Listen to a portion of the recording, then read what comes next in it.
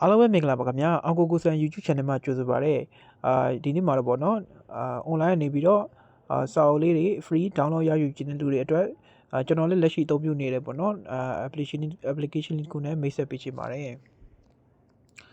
ဒီ application လေးရပေါ့နော် iOS user တွေအနေနဲ့ကတော့ App Store မှာအလွယ်တကူ download ရယူနိုင်တယ်ဒါပေမဲ့ဒီ Android user တွေအတွက်ကပေါ့နော် Play Store ကနေ download ရယူလို့မရတော့ဖြစ်တဲ့အတွက်ကျွန်တော် Android user တွေအတွက်ကိုဒီ Google ကနေပြီးဘယ်လို download ယူရမလဲဆိုတာကိုတစ်ဆင့်ချင်းစီပြောပြပေးသွားပါမယ်အရင်ဆုံးကျွန်တော်တို့ Google ထဲကိုဝင်လိုက်မယ်ပြီးလို့ရှိရင်ကျွန်တော်တို့မြန်မာ မြန်မာ self.com ပေါ့နော်ဒီမှာပေါ်နေပြီအဲ့ဒါဝင်လိုက်မယ်ပြီးလို့ရှိရင်ကျွန်တော်တို့ဒီ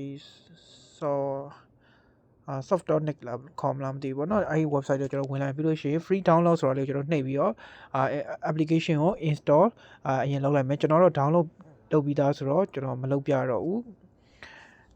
app လို့ရှိရင်ကျွန်တော်တို့ဒီမှာ application လေးရပြီပေါ့နော်ဒီ application လေးထဲမှာကိုကြိုက်နေတဲ့စာရေးသူရဲ့စာအုပ်ကလေးတွေကိုပေါ့နော်free download ရယူပြီးတော့ဖတ်ရှုလို့ရပါပြီဖြစ်ပါတယ်အခုလိုမျိုးလာရောက်ကြည့်ရှုပေးတဲ့အတွက်အားလုံးကိုကျေးဇူးတင်ပါတယ်နောက်ဗီဒီယိုမှာပြန်လည်ဆုံတွေ့ကြပါမယ်ခင်ဗျာ